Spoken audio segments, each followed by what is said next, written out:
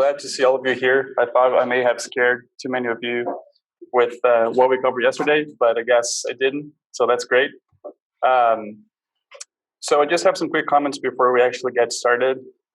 So first, just want to go through some of the things that we talked about yesterday. So, we talked about R and RStudio and why I think R is such a great tool. We talked about some of the nomenclature that R has, so object, argument, package, and all those things. So we spent a whole bunch of time doing data wrangling. So, and just something that I want to stress that maybe I didn't enough yesterday is, probably all of the data wrangling things that we did yesterday, you can possibly do in Excel if you want, but it's going to be copying and pasting, dragging and doing all that. And that's really prone to human error, and you may not even realize. So the example I was given yesterday about this research group at Duke University is, again, they had this, they came up with this algorithm to predict what type of treatment would be best for a patient with cancer. And they published it, and then a different group of researchers actually asked for the data and asked for them to tell what analysis they did so they could try to replicate the analysis and the results, and they never got to the same results of the second group. So they realized that the group at Duke actually made a whole different number of mistakes, both in the analysis and on the data wrangling part. They were doing manually some parts that caused analysis to be flawed, and nobody would have known if somebody else hadn't checked it. So we're talking about here this data wrangling steps that it's mostly for you to try to get away of touching your data too much in Excel and bringing to R or any other software that you can do that reproducibly, right? So you still have your raw data, but then you're going to start using all these functions that are not only automating it for you, but also when you write code, you are writing down what you're doing. So you have a record of what you did to that data. And at the end of the day, we exported, so we brought this data set in that was kind of messy. Then we wrangled the data and we exported that data yesterday at the end of the day. And that's what we're going to start using today for the analysis. So I know that we didn't have too much time in between last night and today, but I just wanted to ask, did anybody try the challenge that there was at the end of the script?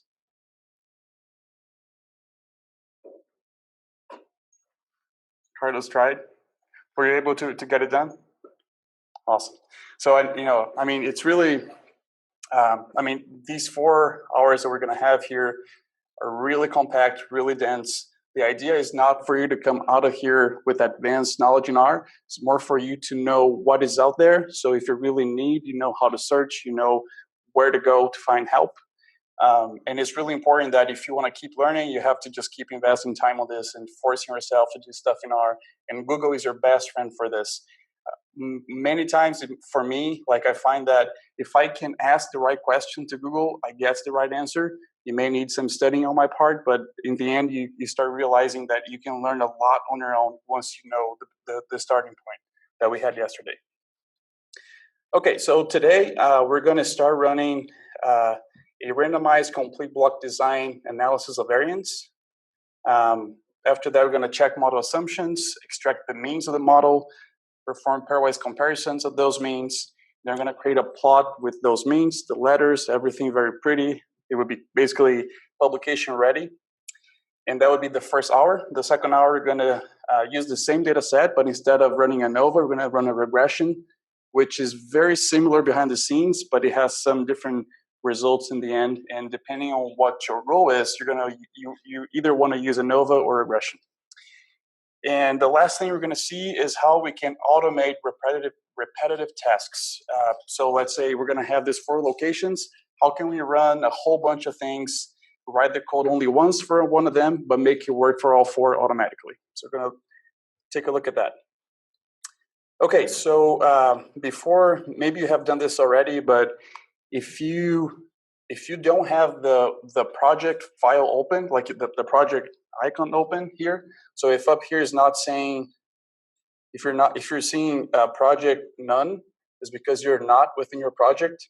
So for you to get in the project that we created yesterday, there are 2 ways. One of them is if you just open RStudio and you click, let me just get this out of the way, and you click on that down arrow, is going to show you a list of projects that you have already created, or the last 10 ones that you used. So you can just click in one of those if you want to launch the project that we created yesterday. Another way is, if you think about it, like currently I probably have, I don't know, hundreds of different projects that I created over time. So if I want one that's not in this list here, you can also go to the folder. Let me just minimize this. So this is my folder from yesterday. So if you guys created that project inside this folder, there is an icon there, and you can just double click this icon. It's going to open that project for you. So you really want to make sure that you have this project open when you start. You don't want to have the project none on the right corner, because that's the case. All the paths for when we're importing and exporting things are not going to work properly. So make sure that you actually open the project and not just an empty RStudio window. Anybody having trouble with that?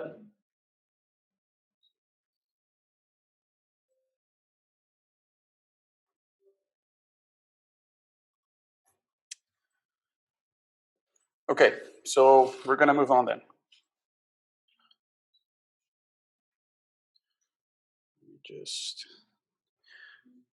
Okay, so in your script, this is the one that I share with you, which has a whole bunch of blanks that we're going to be filling up. There is this first line here that's to use that function that we saw yesterday to install packages, and we're going to install the broom.mixed. So if you have not done that yet, please go ahead and run this to install this package. So here, right after that, you're going to see that we have this setup chunk where we have a whole bunch of library functions and package names inside of those functions. So this is what we were talking about yesterday, that you basically install a package the first time, and anytime you want to update that package. But if you're just trying to bring that package and make it active for that R window, you want to use the library function, not the install packages. So the library basically loads that package into your R session. So here I already left for you all the library functions there with the package we're going to be using today. If you want to go ahead and run it, and it's probably going to give you some text below here. That's mostly because Tidyverse has a whole bunch of warnings and just lets you know of what's going on behind the scenes. But if you want to go ahead perhaps and like put your cursor anywhere in the first row and just hit Control Enter, and then that runs one by one, because in that case, if any of those packages have not been installed for you, it's going to give you a red sign instead of that green. It's going to be red, and you're going to be able to see what is it that you don't have, and you can go ahead and install. So is anybody missing a package at this point?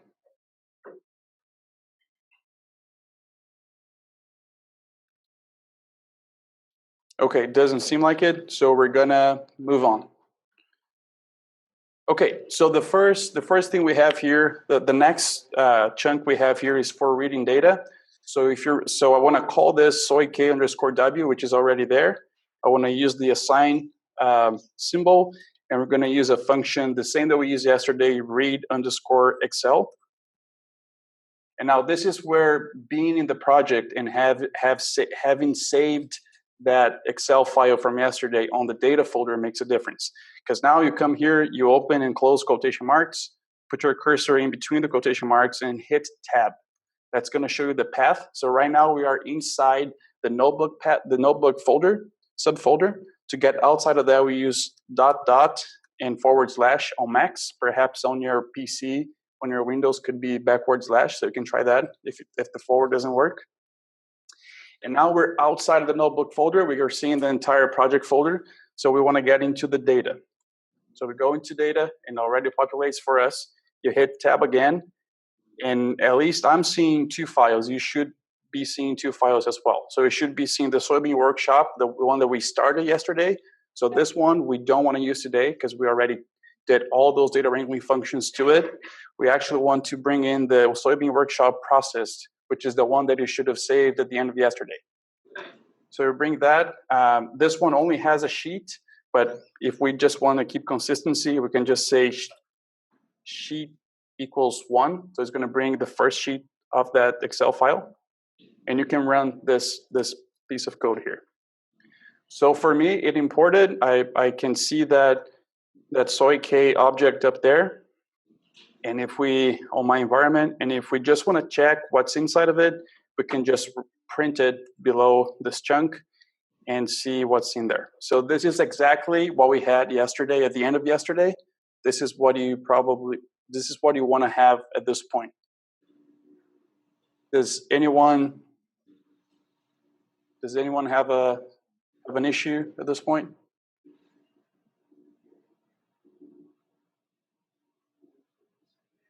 Okay, so we're going to move on. So now that we brought this data set, let's just do some visual exploration of what's going on, right? So just to remind you, it's a randomized complete block design study. The treatment design is basically a one-way treatment structure with potassium rate as the only treatment variable, and it has 4 levels: 0, 50, 100, 150 kilograms of K2O, pounds of K2O per acre. And it was repeated in 4 locations, right? And then what was measured, what we have here in this data set, is basically the potassium concentration of the whole plant of a given sample for each plot at R4 growth stage. So just to refresh your mind of what we have here, what we want to try to look at. So let's start with Boxplots. We're going to be using ggplot throughout the entire workshop, just is what we started using yesterday. We're going to be using that same logic as far as thinking of how we can assign color and shape and how we can just make it more visually appealing for us to understand what's going on. So if you recall, ggplot starts with the function ggplot. The first thing you give it is that data argument. So in our case, it's soy K underscore W. You can add a comma after that. Now we're going to call the AES function, the aesthetics function. So in that, we're going to say what goes on X, what goes on Y. So for this, if you recall as well, there was this other function that's called names that we can use with the object soy K underscore W. And that's going to tell us what are the column names that we have in this data frame. And that way, we can just copy and paste on our ggplot call. So let's go ahead and put K rate, kilograms per hectare, as our X. So X equals K rate, add a comma. And our Y want to be the K percentage. So Y equals K percentage. If you just run this piece of code here, you should see just that empty canvas. And again, the reason why there is nothing in there is because we haven't told ggplot how to display that information yet. So we do that by adding a plus after the last parenthesis here, hit enter, and now we're going to use a geom that's called geom underscore boxplot. Okay, so it should look like that. So if we run it now, we're going to see a big, ugly box plot. So first off, does everybody here know what a box plot means? What is it showing? If you don't know, please raise a hand because it's very quick to explain. Okay, thank you.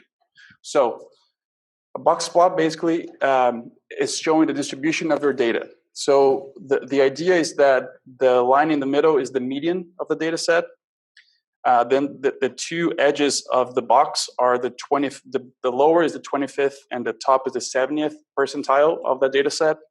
And then the whiskers, these lines here, they extend to a certain distance away from the 75th quantile. I don't remember what is that distance, but it's something related to the standard deviation.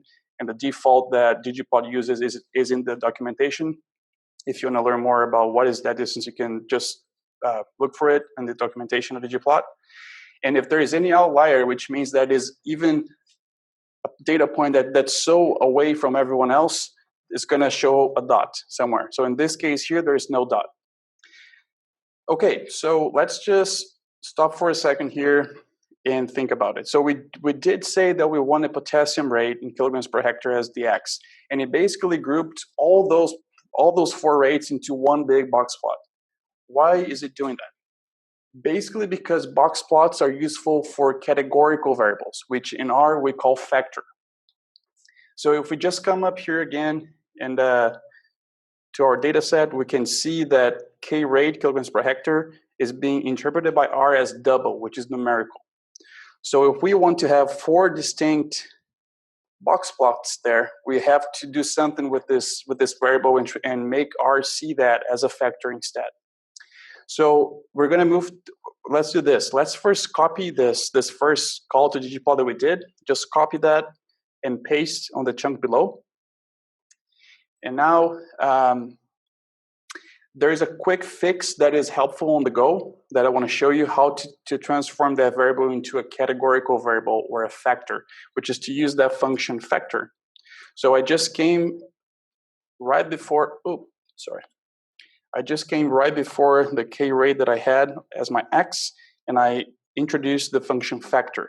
So I wrote factor, open parentheses, had K rate underscore kilograms per hectare inside of it, and then I added an extra parenthesis that was not there. Don't forget this parenthesis here, because otherwise your code's not gonna work. So if we just run this piece of code now, okay.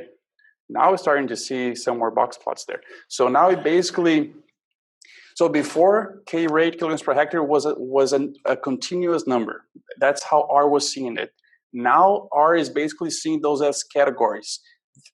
I mean, it is still saying 0, 56, 112, 168, but it could just very well be A, B, C, D. For R, it would make no difference. Now they are categories. The number is just, it doesn't have a numerical meaning anymore on the x-axis.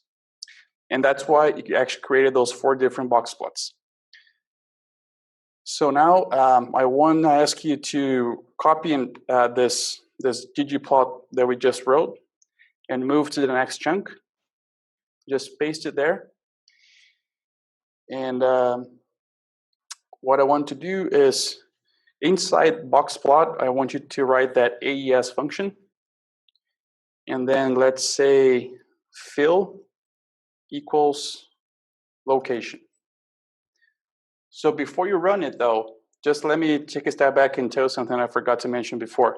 So this plot right here, each one of those box plots are including all the information from 4 different locations and all the 4 different reps. It's just grouping by rate, which basically it's including everything else that's not rate, right?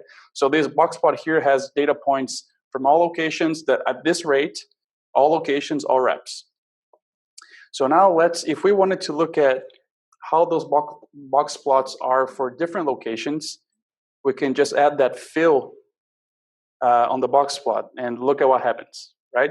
So now it took each one of these big box plots up here and broke that down into different locations and gave each one a different color. So we can kind of see what's going on. And this is really interesting, right? So this is just data exploration. There's no analysis at this point. We're just looking at the data. And I can kind of see a pattern here. Can you guys?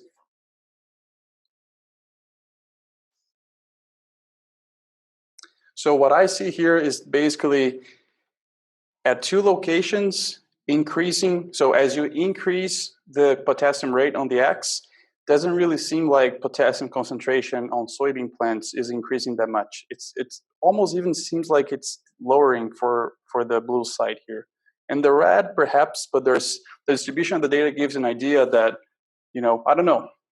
And there's this other group here, lower here, these 2 sites, these 2 locations that seems like increasing potassium rate is actually increasing the response that we're seeing on that box plot, right?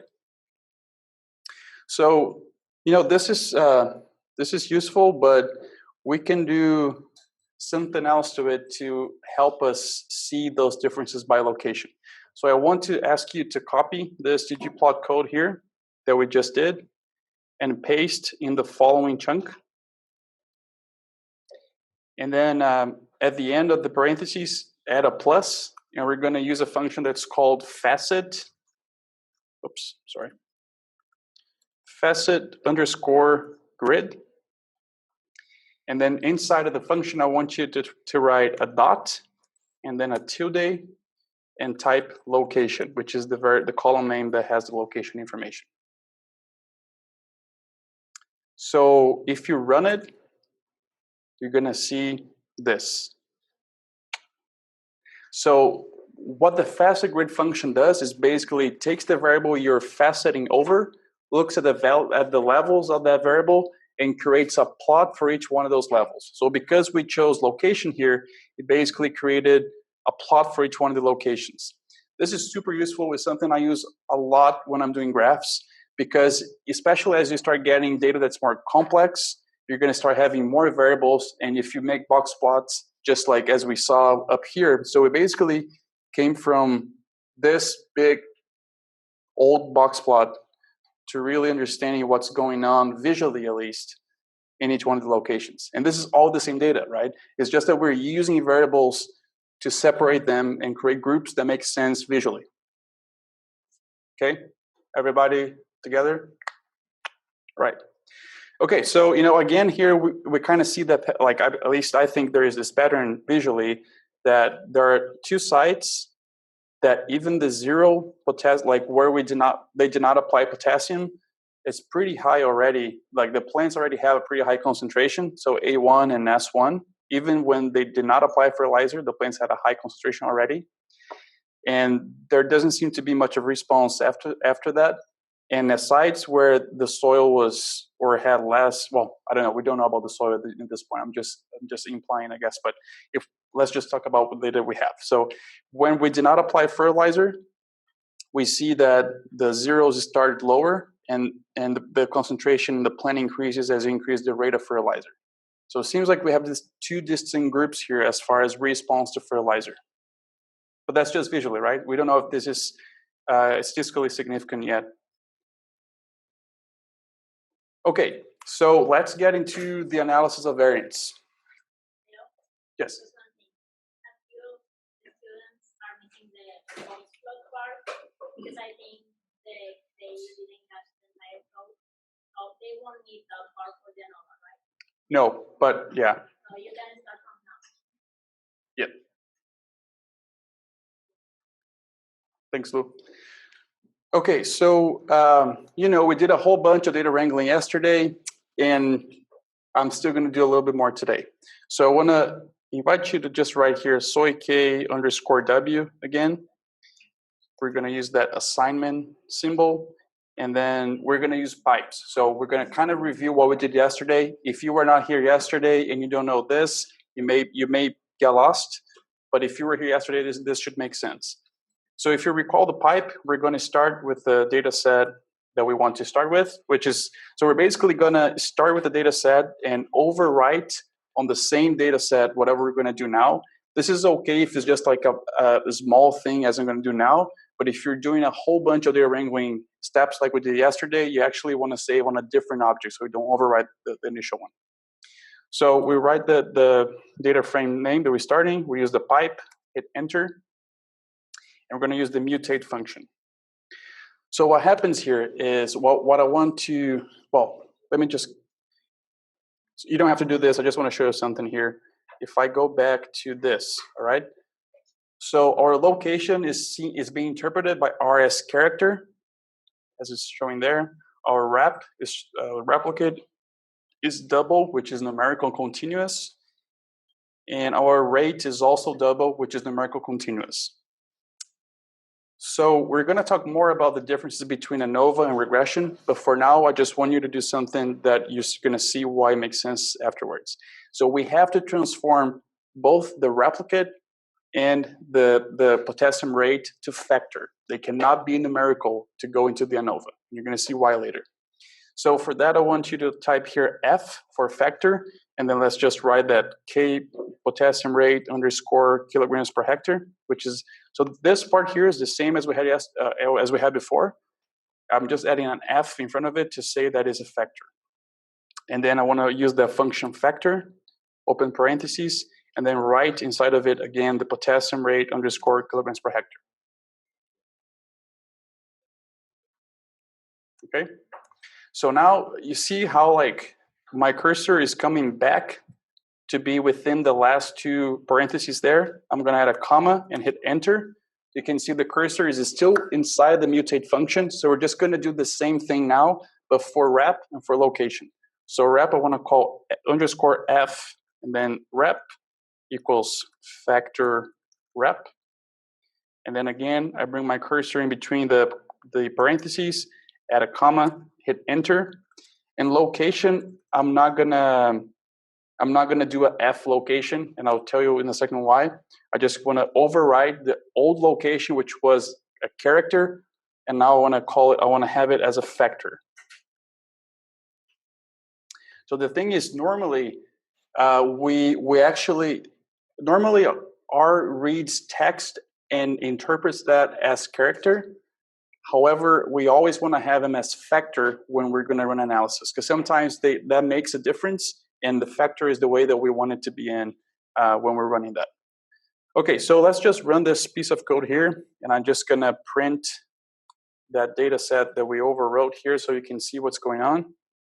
So we still have the location. So now location, you can see, is a factor.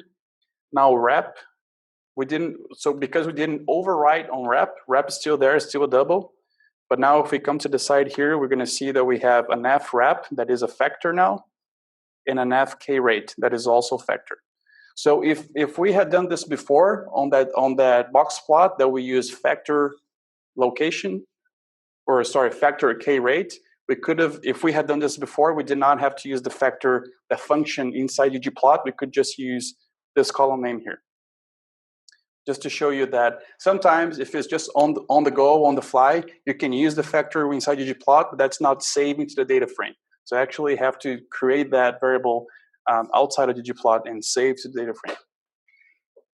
And let me tell you this. So if you got to this point, I want you to add a pipe to the end and hit enter. And so here's what happened. So I had this data set and I ran this entire script beforehand, and I realized that there was one block in one of the locations that was causing some convergence issues on the model. So I decided just to remove that block, which basically means we're removing 4 observations from the data set. And I want to show, and well, I have to tell a little bit more about that. The reason why I removed it is because the model wasn't being run. And if it was my data set and I was doing this analysis for me, I will look more into it, try to understand what was going on to see if it was a specific observation, if it was a typing error or whatever it was.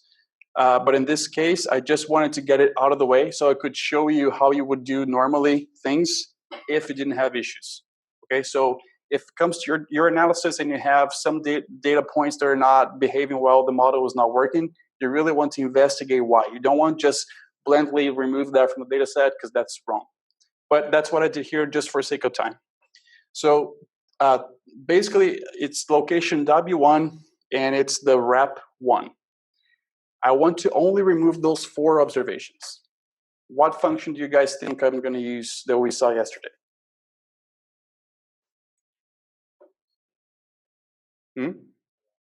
Select? Anybody else has a different guess? Filter? Yes, so it is actually filter, and the reason why is filter works on rows and select works on columns. So select, you basically select the entire column without knowing what's inside of it. With filter, you can also say I only want the rows that have this specific condition. So let's use the filter function here.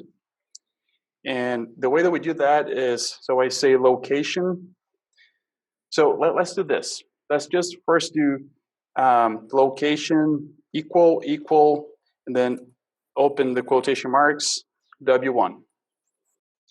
And now after this, you can just hit space and then add a vertical bar. Hopefully you can find that easily on your keyboard.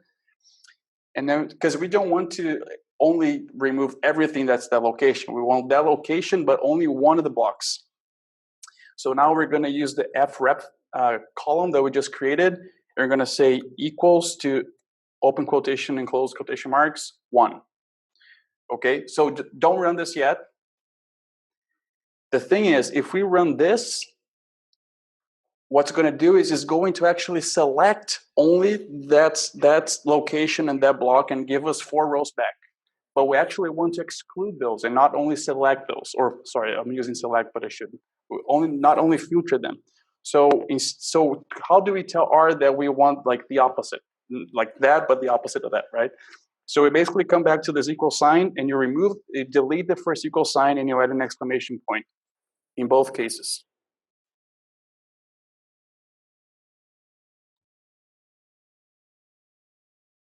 Okay, and then if you run it, and you print soy K, you're going to see now that it has 60 rows instead of 64, because we removed 4 rows that were from location W1, block 1. Okay?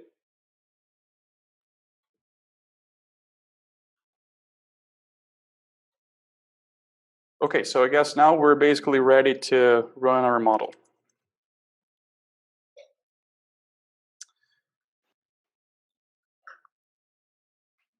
Okay, so here, this first line of the next chunk is just changing the matrix restriction or the contrast type that's being applied to the matrix of the design.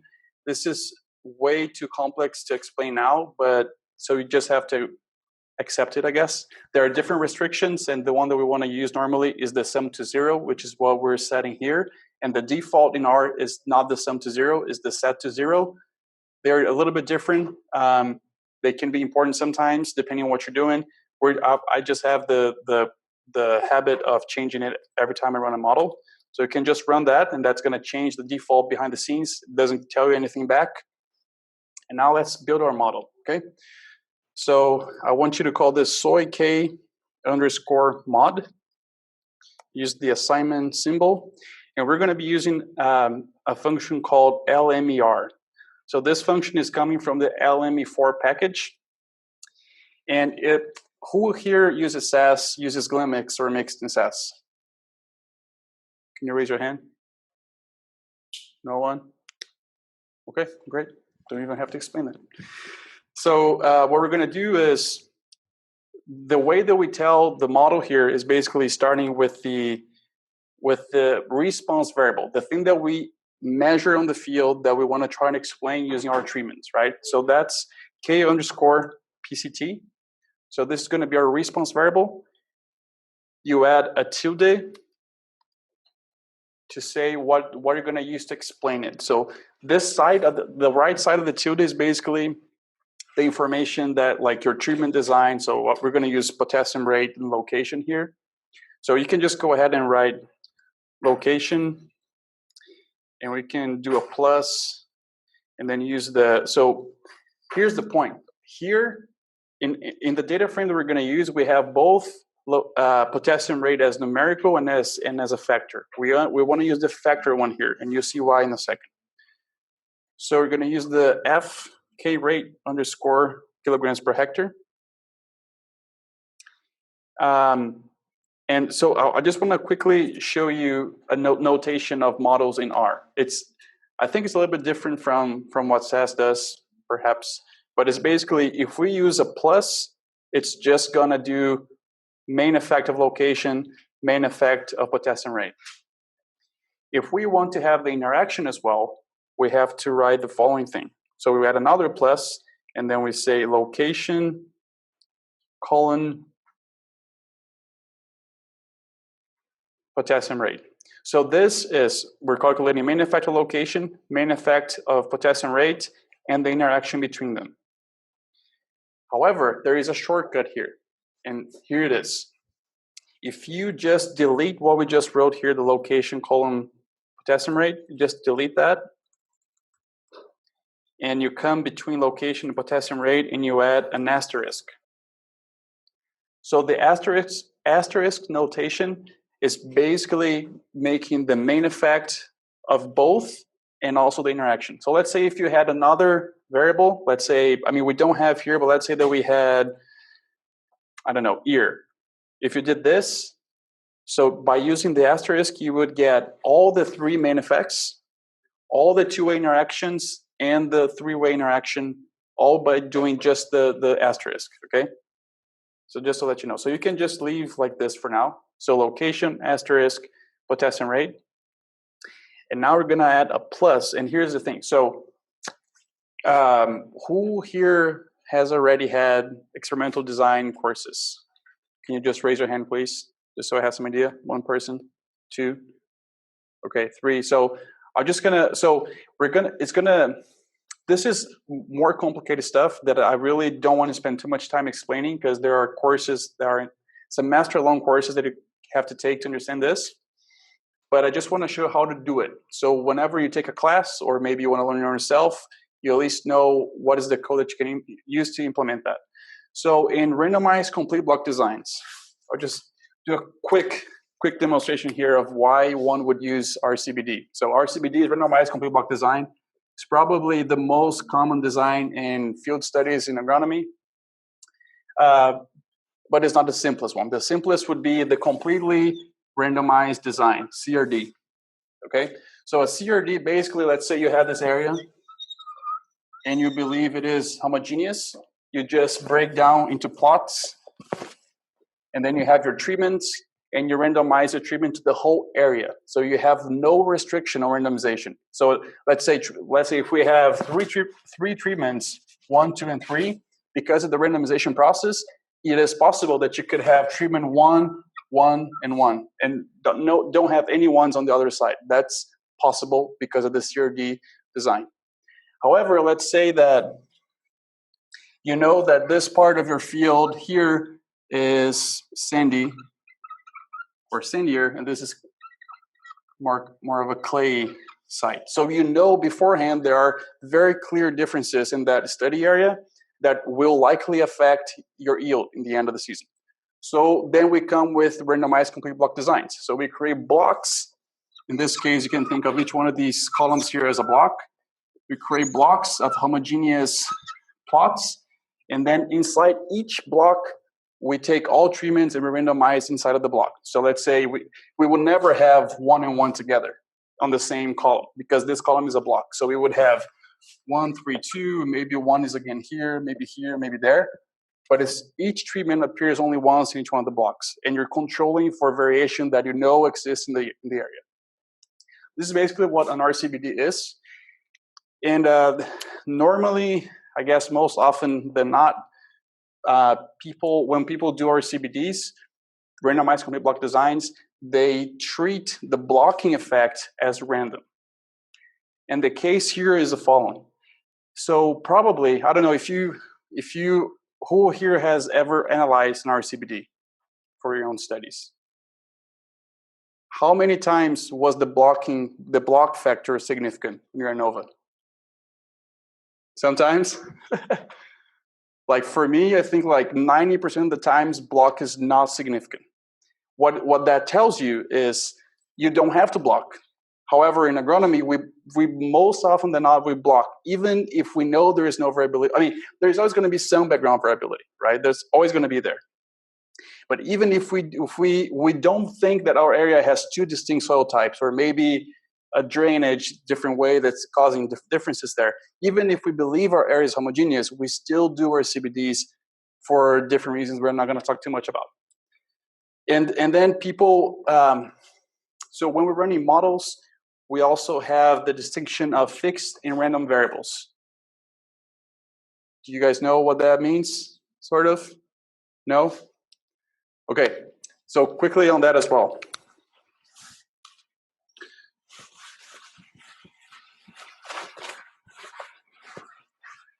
So if I ask all of you your height, right? And I create, let's say, a histogram where I have height here, and then I have frequency. And then I have all of our data points, and I create this let's say like a histogram density plot that looks like this, right? So there are a couple different things that we can extract from this distribution here. One of them is the mean of the distribution, which is likely going to be right in the middle, right? So here's the mean of this distribution. However, maybe I don't really care for the mean. I want to know more the variance. I want to know how variable you guys are as far as height. So maybe I don't care about this value here. I actually care about some value that gives me this distribution here. So basically, if you think about it, your treatment effects, the things you're applying are fixed. You want to know the average of whatever you're measuring that's being caused by that treatment.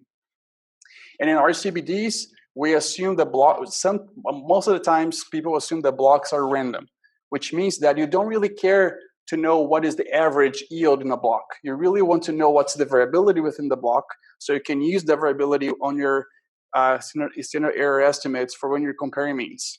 So that's basically what the difference between fixed and random is. Okay, so here, the way that you specify fixed effects in a model in R is just by calling it by its name, like we're doing here. So location is fixed, potassium rate is fixed, and now so if you have one randomized complete block study, let's say if we just take one of the locations, block would be random there. So it would be, like rep would be a random variable. However, now we're going to analyze this entire data set with 4 locations together. So that's called multi-location, or maybe multi-year, or maybe multi-environment analysis. When you have those situations, so we have the same design, same experimental design, same treatment design replicated over time or space.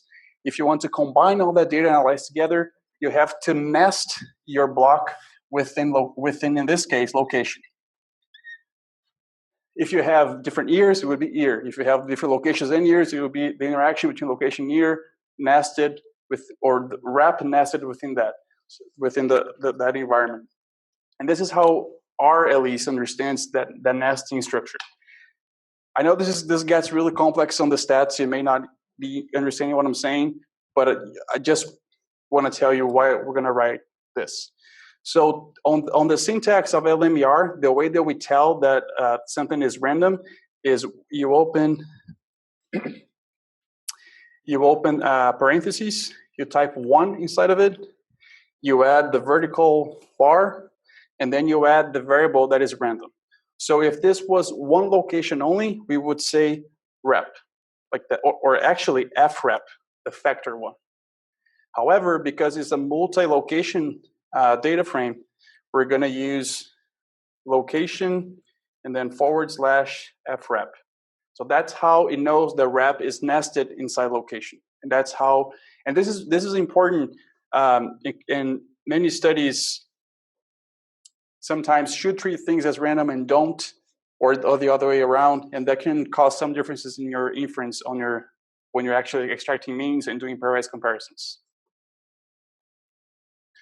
Okay, so the last thing that we have to add here is the data frame. Yes? What would happen if just to have So in that case, I mean, it would run, and that's the thing, right? The problem with models is that it runs, it gives you something, but you have to know what you're asking it to do. So if you just put rep there, it's basically going to calculate one random intercept for each one of the reps, assuming that they are independent, or assuming that they are all within the same space, let's say. But you know that they're not. You know that these 4 reps came from a location that may be totally different from the other one. You don't want to just group them without having that nesting structure.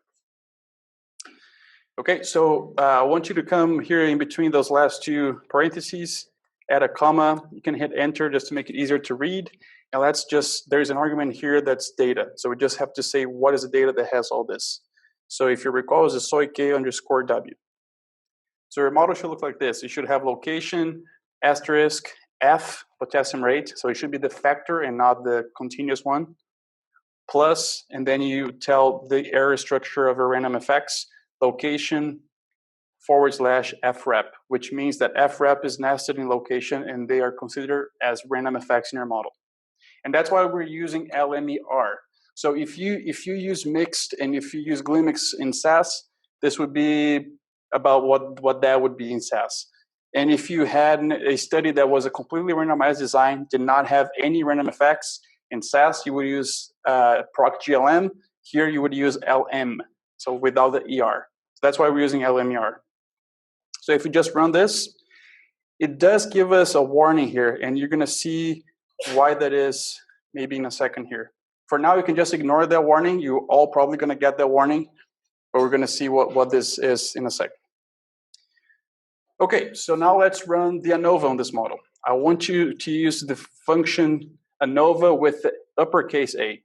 There is also an ANOVA function that's lowercase, and this one comes with R without you having to load any packages.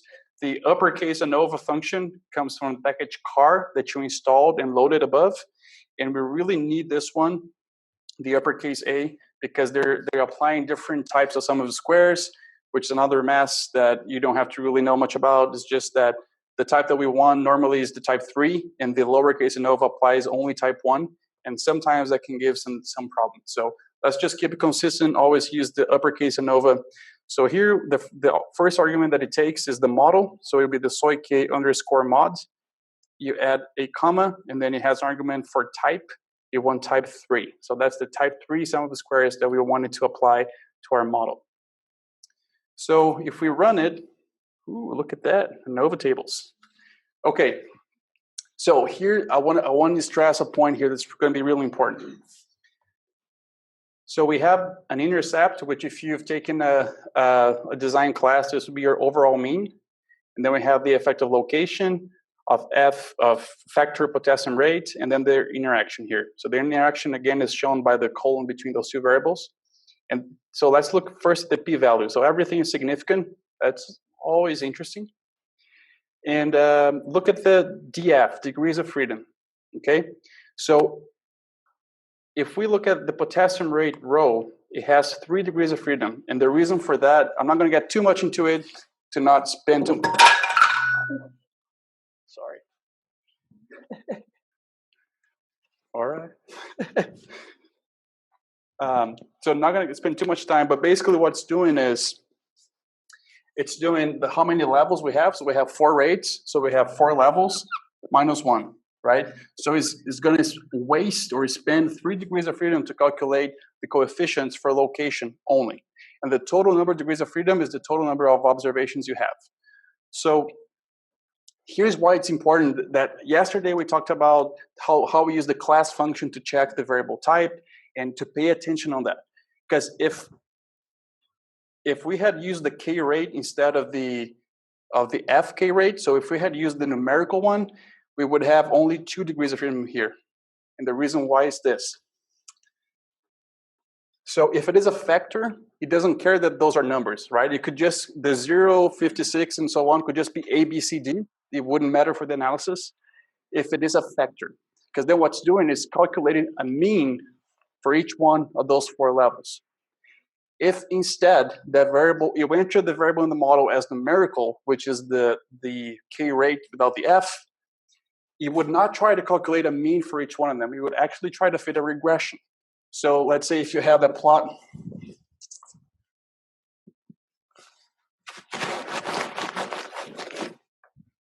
So like we have that plot here with k rate and the 4 rates.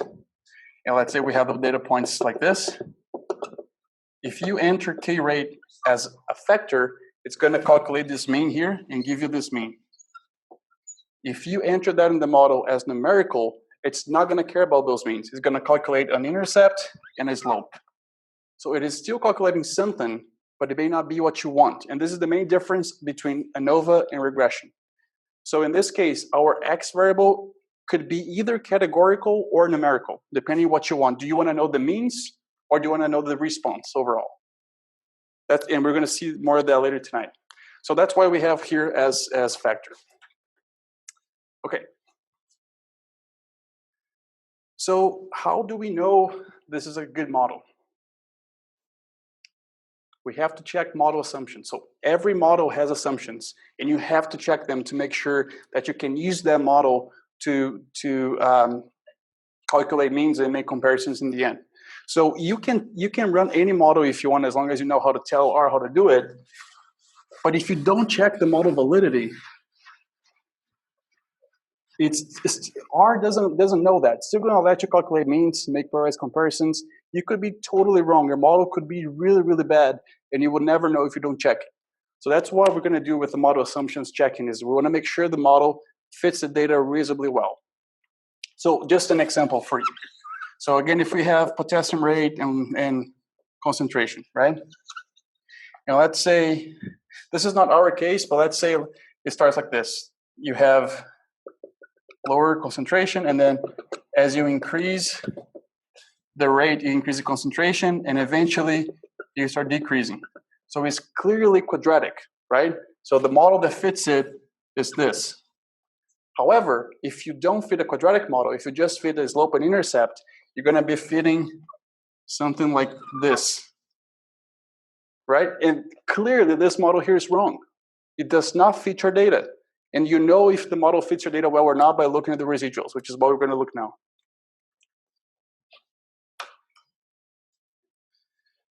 Okay, so if you come here on this first chunk on model assumptions, I want you to write, create an object called soik underscore mod underscore AUG, aug, or augmented.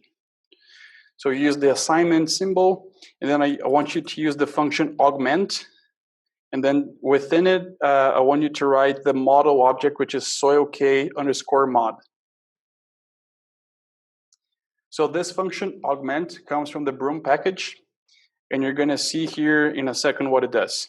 So if we print this, so pay attention here that we actually did not give the data set. We gave the model object, right? The soik underscore mod. And what this function did is basically retrieved again the data frame that we gave to the modeling function. And if you scroll this to the side, you're going to see that now we added a whole bunch of columns. So there's going to be a fitted, resid, cooksd, fixed, mu, and a whole bunch of others. So these are all some calculations that it did in the background for us to look at the residuals and how to interpret those. So the only thing that this function doesn't give you is a standardized residue, which usually is what we want to look at residuals. So we're going to add that manually here. So we're going to call again the soik underscore mod underscore aug, so you can just copy and paste the name from above.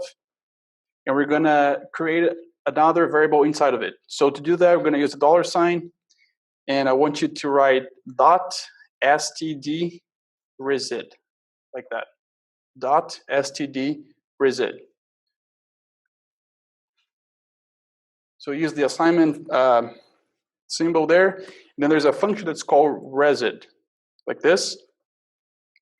So the first argument we want to give it is the model again. So soik underscore mod.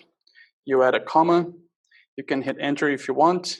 And then there are different types of residuals that it can calculate for you. We're going to use one that's the Pearson. So you say type equals, open parentheses, Pearson, all lowercase.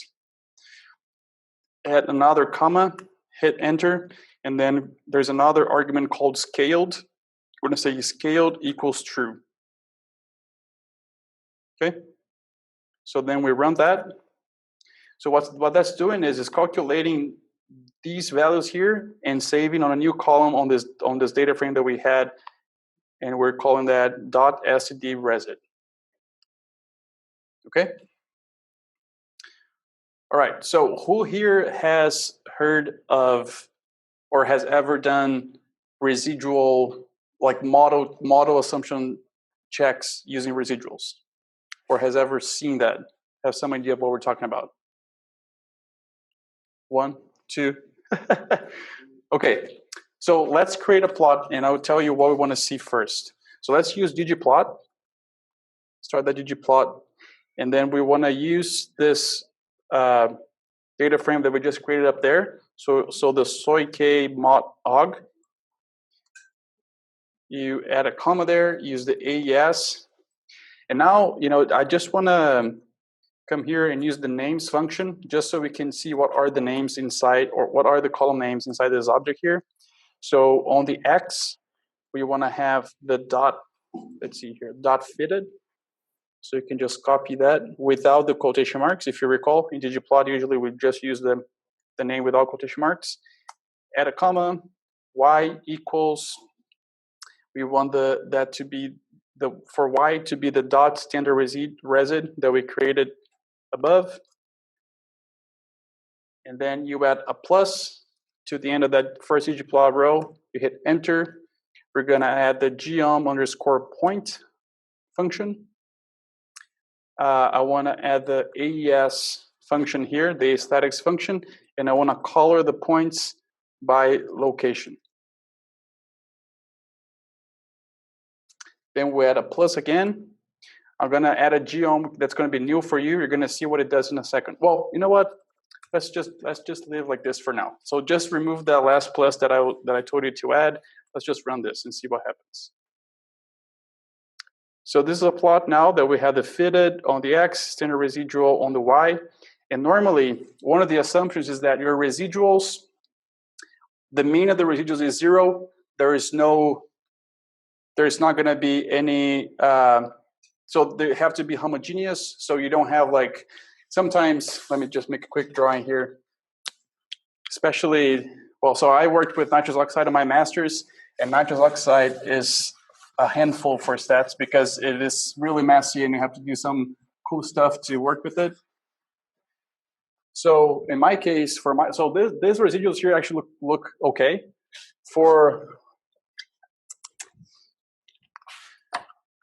So what do I mean? So this plot, right? So we have 0. So we want our residuals to be like randomly scattered. Like you don't want to see a pattern. What happens is, let's say if you have your model, remember the model that I showed you that we have K rate and then K concentration, and the data was clearly quadratic, but it would fit a linear model to it. If you remember this, if you calculate the residual is basically the difference between the model you're fitting, so the line, difference between the line and all the points. That's what residual is. So if you plot the residuals of this analysis here, it's gonna show you a clear pattern. It's gonna be like, you're gonna see that quadratic response on the residuals. And that's showing that your model is wrong. It's not well specified, which means I have to go back to your model and rerun a new model, maybe with new variables, maybe with transformations.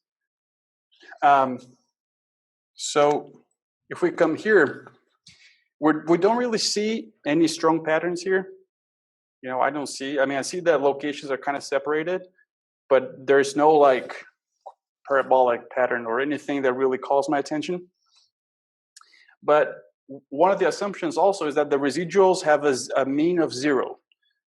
And if a residual is larger than 3 or lower than -3 on this scale here, on the standard resid scale, it could be an outlier, which means, let's say, I don't know, let's say that you have a nitrogen study out at the Cones of Prairie, and then on one of your studies, a bison came and, I don't know, either ate your study or maybe did something that really changed the response of that study. But you still collected yield, and then you have a data set that's really different, right? So that's what's called an outlier, and we find outliers using this. So it's going to be helpful for us to have the 0, 3, and -3 as lines on this plot for us to visually see how things are going. So let's add that. So you come to the end here, add a plus, hit enter. Let's add a geom age line. And if you hit tab, it's going to give you the options it has for arguments. We're going to use the y-intercept. And because we want to have 3 lines, we're going to use the concatenate function, so the C function. And we're going to say -3, 0, 3. And I want to, so I add a comma after closing the C function, and I say color equals orange, just to make it easier for us to see it. Okay, so let's run this. So the data didn't change. It's just that now it has those visual limits for us to look at and see. So it looks like everything is spread around 0. So that's good. That's one of our assumptions. Nothing is above 3 or below -3. So that's great as well. And another trick that I like to add here is, so if you come back to your ggplot, you add a plus there, hit enter, and type geom_smooth. So the geom_smooth function is going to add a smoothing line to your data. It's going to use a less function to smooth your data. And you don't really have to know what that is, other than that's going to, if your data goes up and down, it's going to try to go up and down with it. And what I like to see in this plot is that, so the blue line here is the smoothing line. We see that is exactly on top of 0. That's great, across the entire x-axis. And also the standard error of this smoothing line is all within 0. So that is all indication that this model fit really well our data. So we're good. We can basically go ahead and make inferences on it. So I have some other code here to show how to check some other different assumptions of the model. I think we're starting to run a little bit late, so I'm not going to show you them. I'm going to send you on the script, so you're going to have them to check afterwards.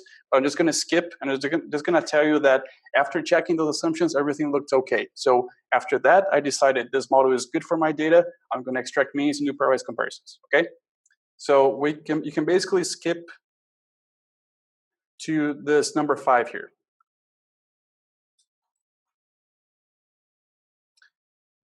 Oh, something else. So you can stay there on number 5. I just want to go up to show something.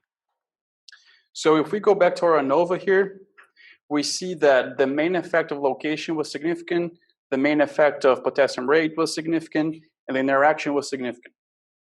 So how do you look at an ANOVA table? In an ANOVA table, you always start from the lower part of it and go up. So you first look at your most complex interaction. If that interaction is significant, it means you have to break down that interaction. You cannot just, let's say in this case here, our most complex interaction, there was just one, was significant. That is telling me I cannot go and look at the main effect of location alone or the main effect of potassium rate alone, because they are interacting with each other. So I cannot do that. I should look into the interaction itself. So I'm going to go back to 5. This is basically how you decide how you show your data, the results of your analysis, right? So if I'm just going to go back again to show you here that if this ANOVA here was showing no interaction significant, but it was showing only a location effect was significant, what I would do is I would only extract the means for location. I would basically ignore the potassium rate because the analysis said that it was not important, right? So in this case, because interaction was significant, that's what we're going to break down.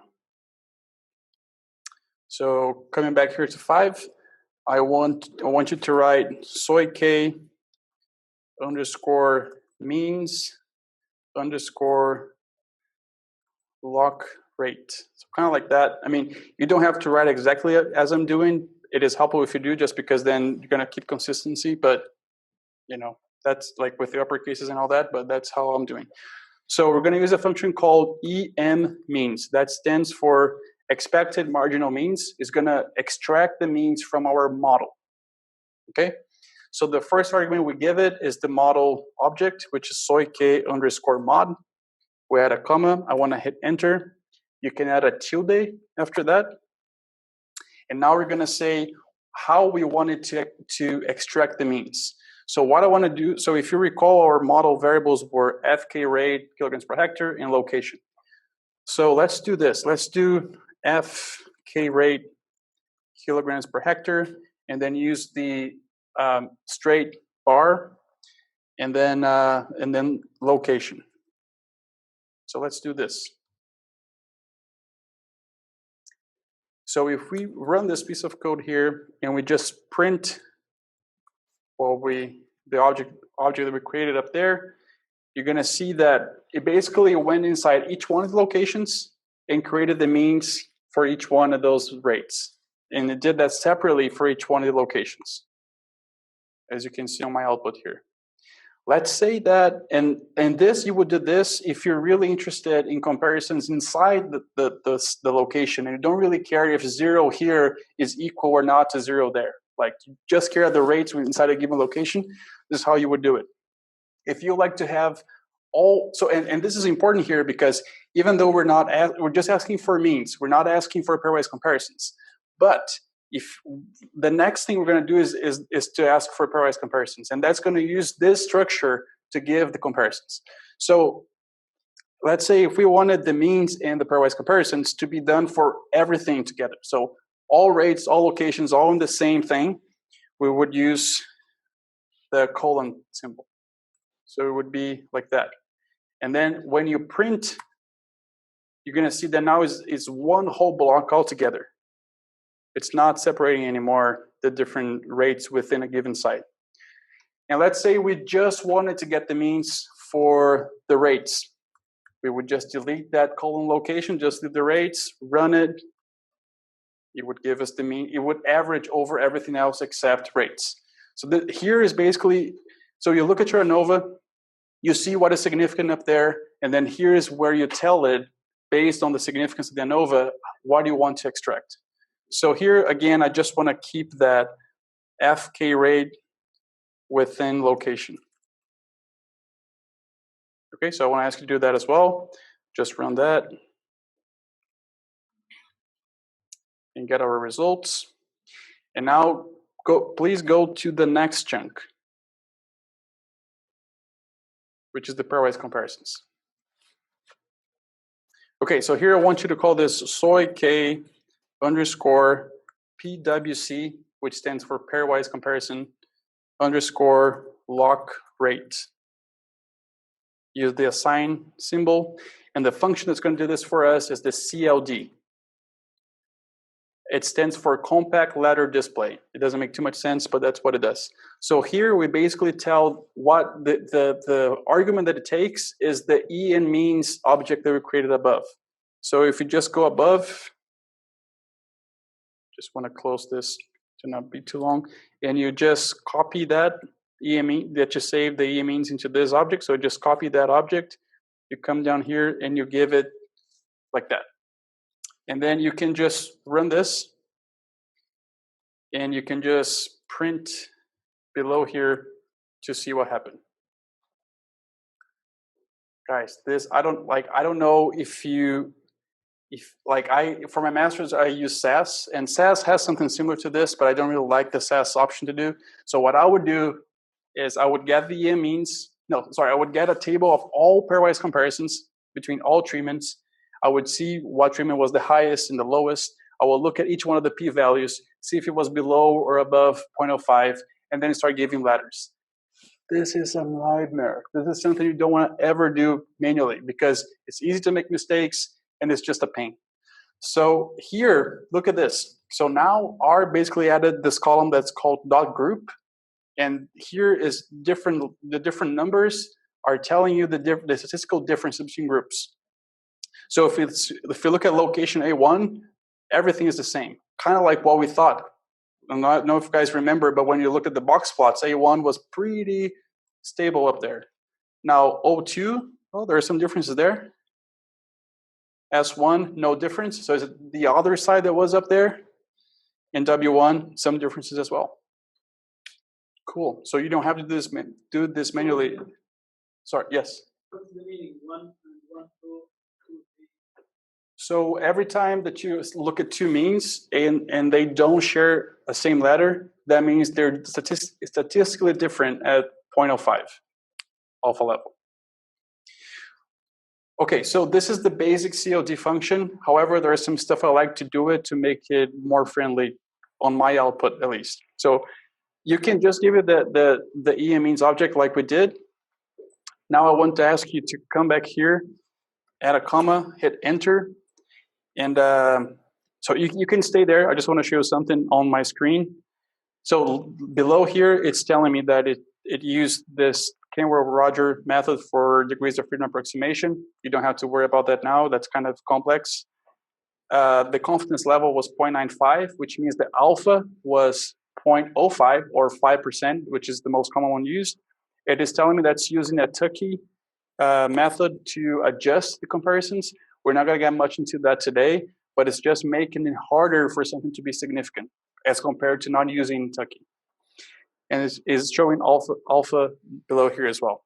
So, this really depends on your area. There are journals that people will report mostly unadjusted pairwise comparison means, which means no Tukey. It's just what we call Fisher's least significant difference.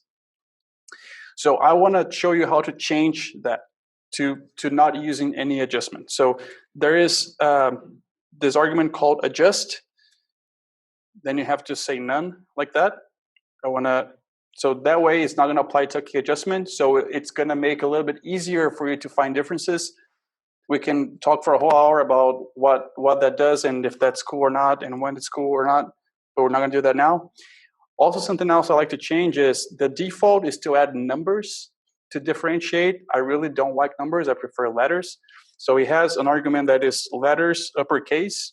So you can just do that, and R already has this object called letters lowercase in its memory that is going to know what to use. It's going to use A through Z all lowercase. So you can just specify it that way. And also, usually the way that it assigns letters, I think it's not the order that I like. It's either like it starts high and goes low, and I want the opposite normally.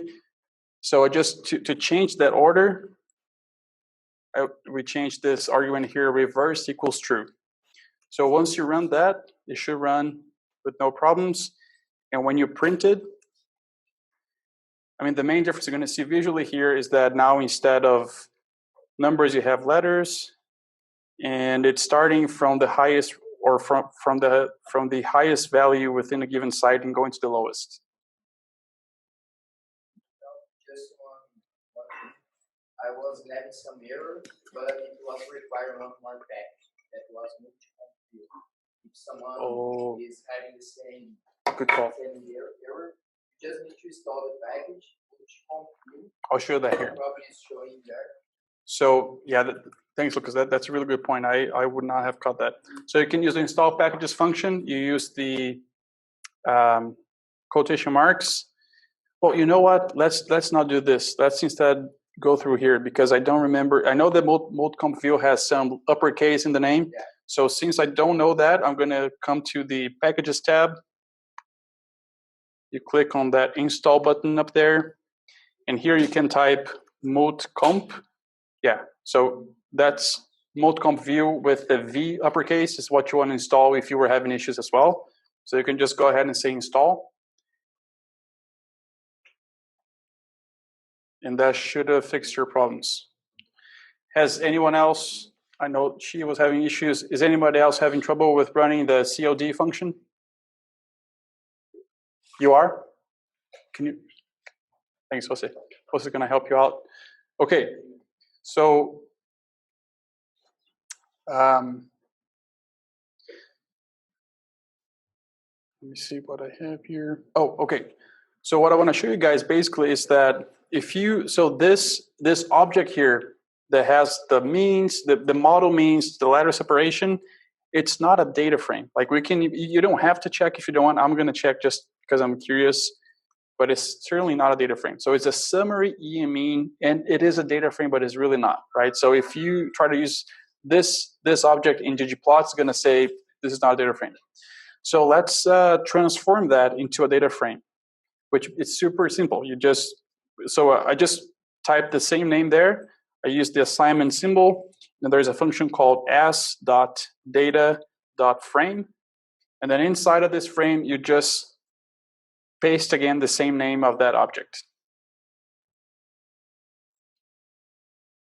So once you run this, and we print again the same object just so we see what it looks like, you see how now it is an actual table. Like it's not like grouping within sites and giving all that structure that we saw before. It's an actual data frame. So this is what, okay, so let's just recap for a second here what we did. We started with that supermassive data set yesterday.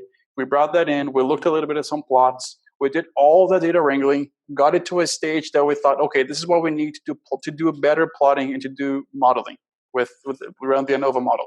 So now we use that wrangle data frame. We did an ANOVA, we did a model first, and then we checked the model on ANOVA to see what was significant. We checked the model assumptions. It was everything all right. Then we extracted the model means, which are different than if you just do a mean on the raw data frame. I mean, it could be different, depends on the situation. But when you show means on a graph for publication, you want it to be your model means most of the time. And now we created the ladder separation. So we have everything we need to make a super nice plot with the results of this analysis, right? That's something that you could publish somewhere. Okay, so let's make that plot.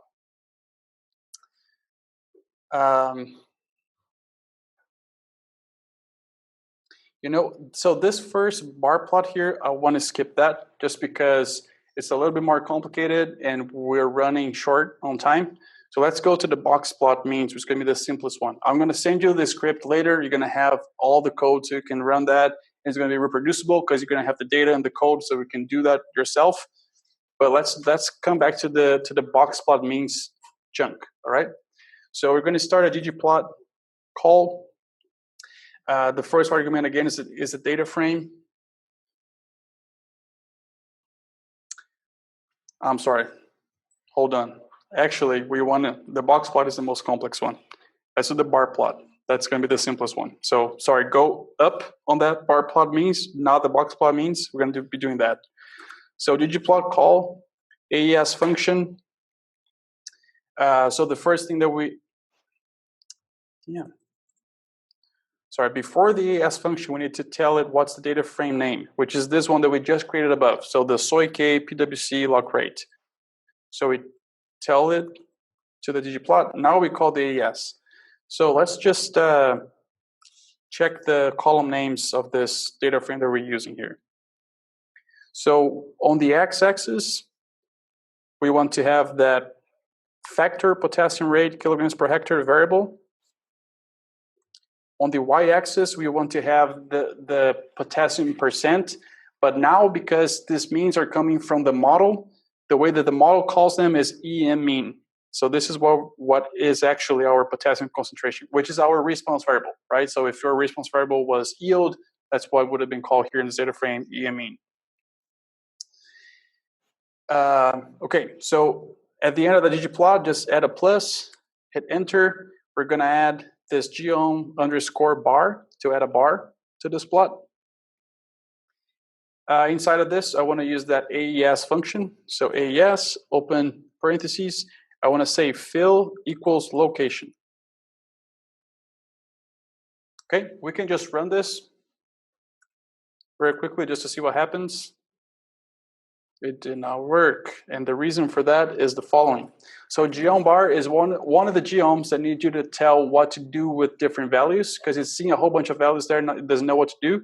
So we have to say, so outside of the statics function on geom bar, you say stat equals open quotation marks identity, like that.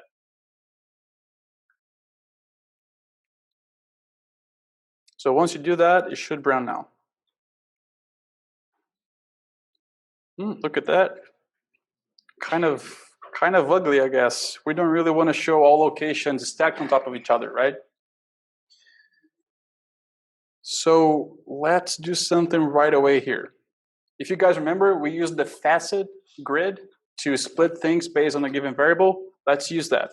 So let's use the plus right after here, and then say facet underscore grid. Then you say dot tilde location. And then run.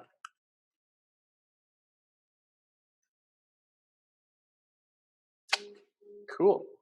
Okay, so now it did that for us. You know what? Let me ask you to change one little thing. So there are a few different facet functions. We have been using the grid. I actually want to use the wrap. So change the grid for wrap, like that, like a burrito wrap. And run again. So it's just going to change how it configures the plots and the position of them, but it's the same, basically the same stuff. Okay, so these bars are specifically for each one of the locations and each one of the rates. And we can kind of see, and it's the mean, right? So we don't have all the data points anymore because it's the mean from the model that we use to analyze this data. So now we actually see that bar is just one value, right? Is the top of the bar is one value. That's how it's plotting it. And now there's some stuff that we can do to make this plot nicer, and some stuff that we can add to make it more useful. So let's start by the usefulness. That's the most important. So I want to add the letters to each one of these columns here. And if you remember, we have those in this same data frame here, and they're called dot group. So what I'm going to do is after the FASTA wrap, I want to add a plus, hit enter, and we're going to add a geom underscore text. And then we're going to open the AES function inside geom text, and we're going to say label equals to dot group. Okay, so if we run this, that's what it did. So it put the letters in the right places. This is also nice because you don't have to be manually putting letters in Excel or whatever else you were adding them.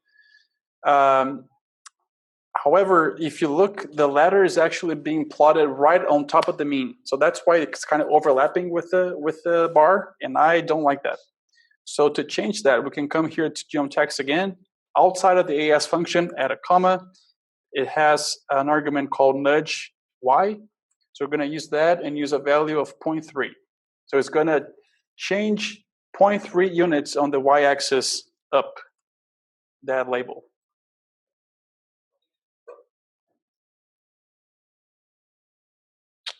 So it's getting there, it's getting nicer. Okay, what else? So, so I want to show you guys how I would do this to be ready for publication. So, and maybe, I don't know, you can publish this data here in this type of plot as long as you make it nice, right? So let's try to do that. What do you guys think we can change about this to make it nicer? Like if you want to publish this, what would you change about this plot?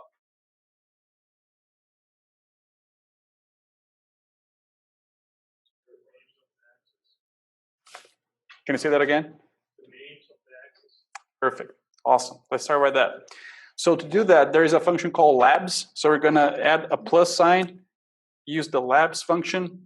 Inside the labs function, it takes title, subtitle, caption, tag, X, Y. It takes a whole bunch of different arguments.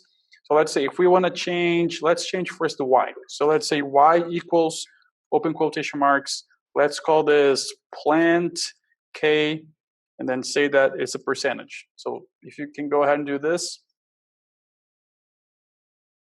And while we're at it, let's also do for the x-axis.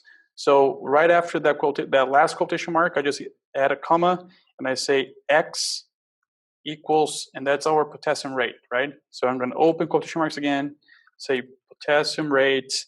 This was like kilograms of K2O per hectare.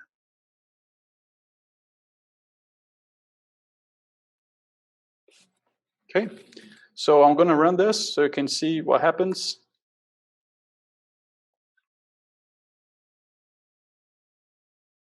Nice. Okay, so it's getting better. What else would you change? Or do you think this is ready for publication, for a journal? The grid? We can do that. So there are different ways. So Carlos said remove the grid. Oh, the gray background, you said? Okay, so there are different ways to do that.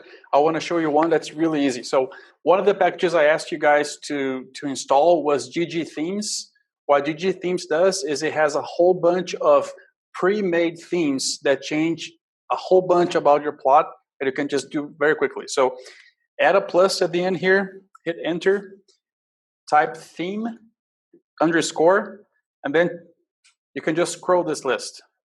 These are how many different themes exist for you to pick and choose whichever one. There was some of them are more useful than others.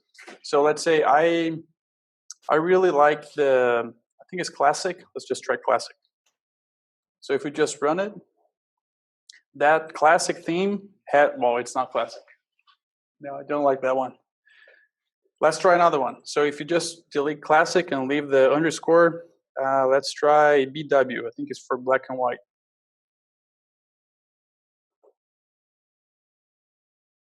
Well, that's a nice one. I like that one. So most of them make some different changes. Some of them are very different. So there's one that's dark. I want to show you the most distinct ones so you can have an idea of what's available. This is the dark one, very different. There is one that is the Economist. I think that's an actual magazine that uses a style of graphs, and they just created that style for you to use here, which in our data looks really weird and not nice. Another one that's different is the Solarized. So if we run that, It has this solarized look to it. Maybe you can't see because of the screen, but it's kind of like tan color. Let's see some other different ones. And the theme that ggplot uses as default is the theme gray. So this is the default that ggplot uses. You don't have to specify because it's going to be already using that, as we were seeing. So you can just play with all these different themes and see what you like. I'm gonna, let's see. I think I'm gonna stick with the BW for black and white. I like that one. You can change a different one if you want. It's really just to get you guys familiar with this. Okay, so something else that I would like to do here. So if you think about it, do we need to have this legend there? No? No, right? It's really not telling us anything because location is already separated by their own plot. So it gives a nice visual to have the different colors on the plot, but the legend itself, we don't really need it. So let's add a plus there, and there is a function called theme. So here's the catch, a very important catch. This function theme here, if you hit tab, it has a whole bunch of stuff that you can change, a whole bunch. It's just like every single thing you see on this plot, every color, every shape, every size, everything you can change under the theme function. And you would think, well, I can come inside the theme BW function and change all that. You cannot. So you really, even if you don't use a specified theme as we are using here, and you want to change something about the plot is very specific, has to be inside the theme function. So not theme underscore something, has to be theme only. So one of the arguments is legend.position. And it takes the arguments top, bottom, right, left, and none. So let's use none.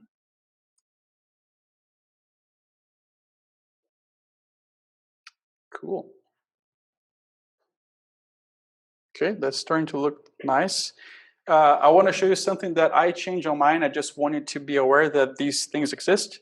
So if you come here to the geom bar again, so that we already have up there, I'm just going to add a comma and I'm going to say alpha equals 0.6. So alpha in ggplot language basically means transparency. So I want to make these columns a little bit transparent. Don't want to make them solid color like they are right now. And something else I want to change is I want to say color equals to black. So every time that something, so if you think about it, if you use the geom point, the default point shape that's going to come with it, if you don't change it, you can change the color of the point, which is going to be the whole point. Now a bar actually has a color and a fill. So the fill is what we're seeing. So this color inside is what ggplot calls fill, and then what it calls color is the outline. So I like to have a black outline there just to, I don't know, I think it looks nicer. So we decrease the transparency of the bars, and we have this black outline around the bars as well. And let's see what else I changed here that I want to show you. Oh, something else that also comes with the Digi themes is, let's say you don't really like this color choice that it already gave you. So let's just come here after the theme underscore BW. So usually if you are changing something on the theme that I'm showing here, you want that to be your last row of your ggplot sequence. So everything you're changing, change above it. So let's add something here and start typing scale underscore. So we are going to change the fill in this case. So we're going to fill underscore, and then just look at this list here. All of these are different options of already made color palettes that you can choose from without having to specify manually what colors you like. So I like to use the one that's called Tableau. Tableau is a software that I think it has a palette by default, and our people that made this basically just created a palette inside R. So if you just run that, it's going to change to a different palette.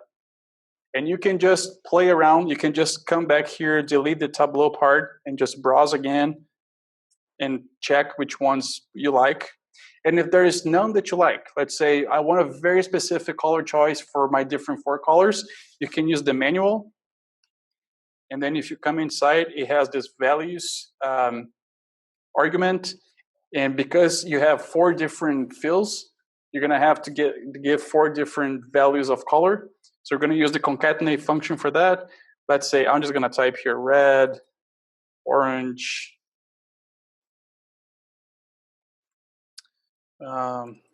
blue, and purple.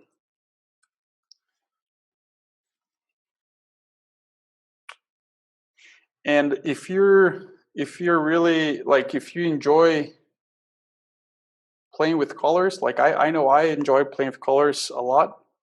So you can come and just Google like colors in R.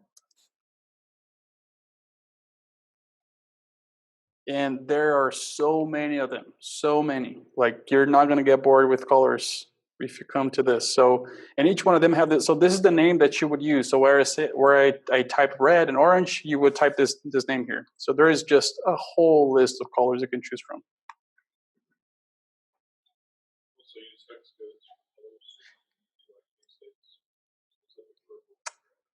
That's a great point. Yes. Yes. So one way of telling what color you want is by the name, like we just saw, but each one of those colors also have a hex code, which is like a alphanumerical, I guess, combination of words, of letters and numbers that you can specify specifically what color you want. And that's really useful. Yeah, because like if you want to use like the K-State purple in your presentations, that color has a hex code that you can find online, and you can just copy that and paste here. It's going to be the same color on your plots. Great point. Thank you. So I'm just going to stick, well, I think this looks all right for now. So let's say we think this is good. You have a question?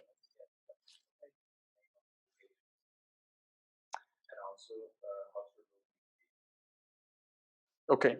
So the name of the locations is a change you have to make on the data set itself. So I can show that to you very quickly here.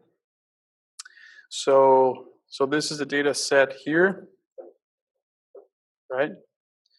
So the column that is called location. So what we can do is, let me just do this. There's a function called levels. So because location is a factor, we can extract its levels.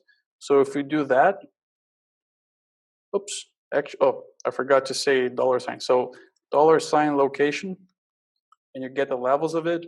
It's going to show these 4, which are the actual levels. So let's say we wanted to call them, I don't know, 1, 2, 3, 4, or whatever we want to call them. You would use the assign symbol, and then use the concatenate function because there are 4 values that you have to give it, and then just give in that order. So you have to give in the same order that they appear as when you make the levels call. So it's going to be A1, O2, S1, W1. So you can just say here, I don't know, you can say A, B, C, and D. So if you do this, now you rerun just the levels part without the assignment, it's going to tell you that now the levels are called A, B, C, D. And then when you plot it, that's what you're going to see.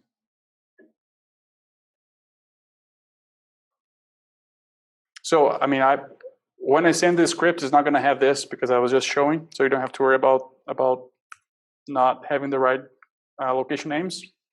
That's how you would change. And to remove the grid, you would use this theme function here.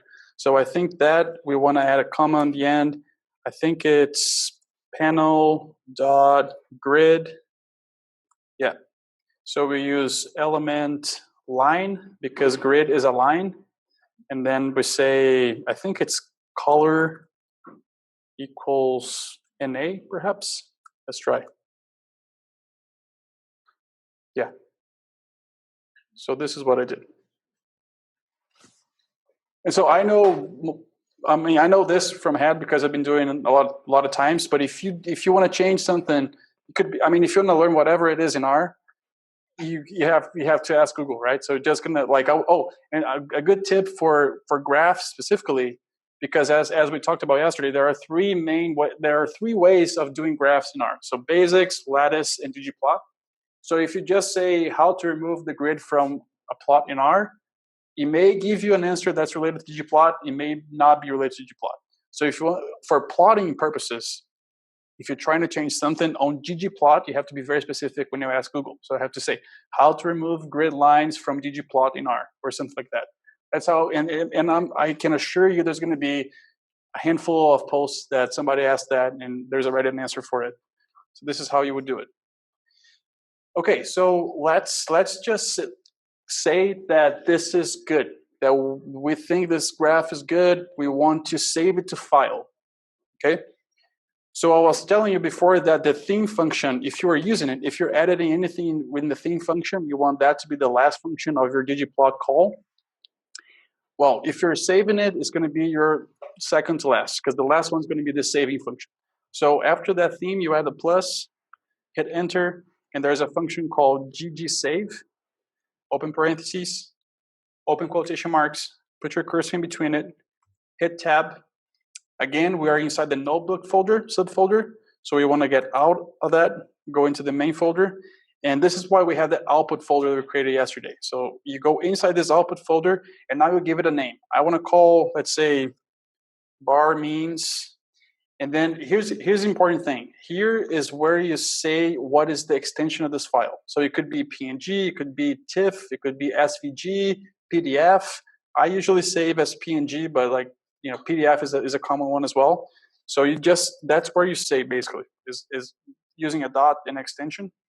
And then I usually like to change the width and height because it doesn't look good normally, at least for me, the one that it is default.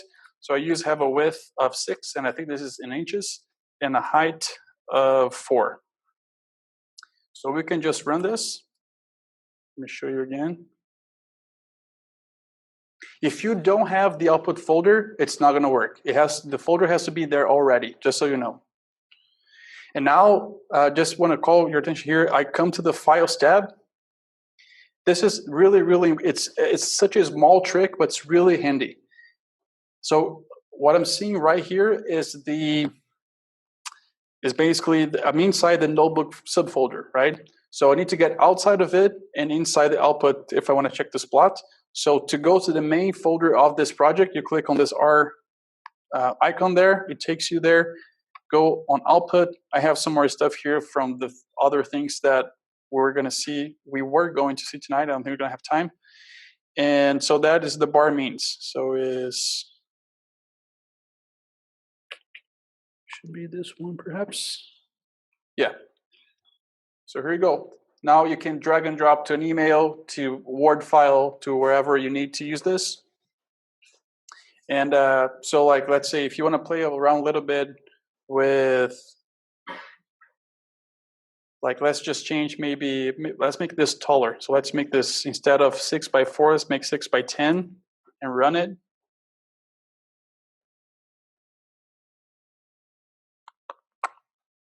So here's a very, very important thing. If you want to know how your plot actually looks, you have to save it to file and open that file. Because as you notice, I changed the height from 4 to 10, and here it looks the same, right? Did not change. But if I open that bar means, it's going to look very different. So every time you're making a change in the aspect ratio of the plot that you want to know how the final figure looks like, you have to save it and open that file to check it. Okay, so let's just come back here. I just want to keep the 6 because I think that looks nice. And so guys, here's the thing.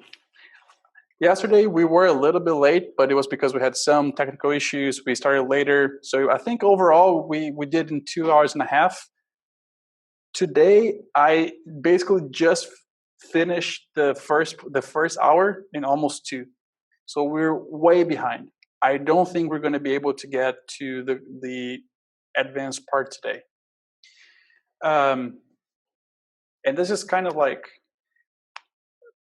I would imagine that for some of you, maybe most of you, yesterday was already too advanced. And that is really okay, because we really, like all these things I'm showing you is stuff that I learned over 5 years, and we're condensed in 4 hours. So it's really, if you're feeling overwhelmed, that's because it is overwhelming in fact. So I don't want to rush or to have you here until 9. No, I'm kidding, but we wouldn't. But we don't want to just like keep you here for the advanced part. I'm just like thinking on the go here, but I think that if you guys are interested, maybe we could try to set up the advanced part another day, even like outside of this event that we're having this week. If there's enough interest, we can do that. If you just don't care about it, then we don't have to do it any other time. But this is basically what I think we'll have to do, just because, yeah, I was way too optimistic of how much I could get into an hour, as you can see. So let's do. We still have about 20 minutes from our normal time, so let's just use that. Not start the advanced part. But I just want to show you some other things then. Yeah, just one important thing of that function, that you can choose the DPI, because the 72, the standard, and the journals demand 300. Good point.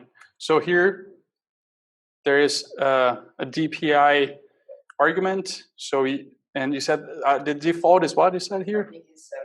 Okay, so like you can just change, and DPI is the, what is it?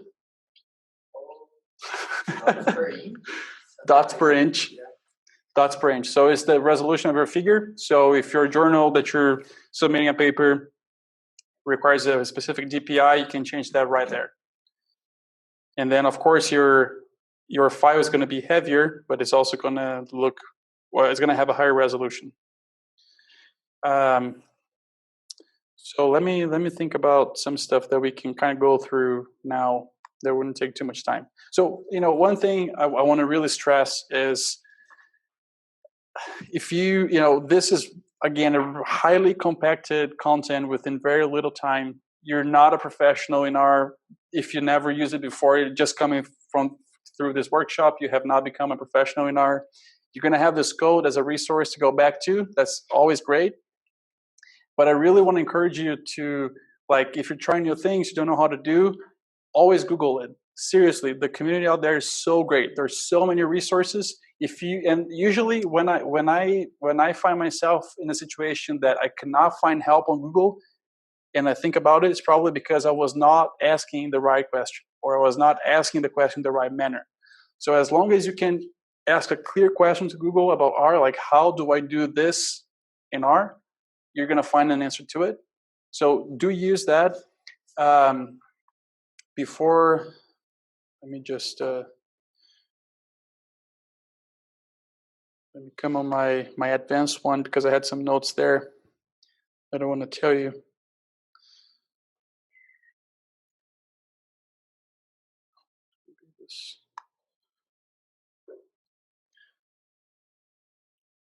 Okay, so basically, I'm going to share with you first.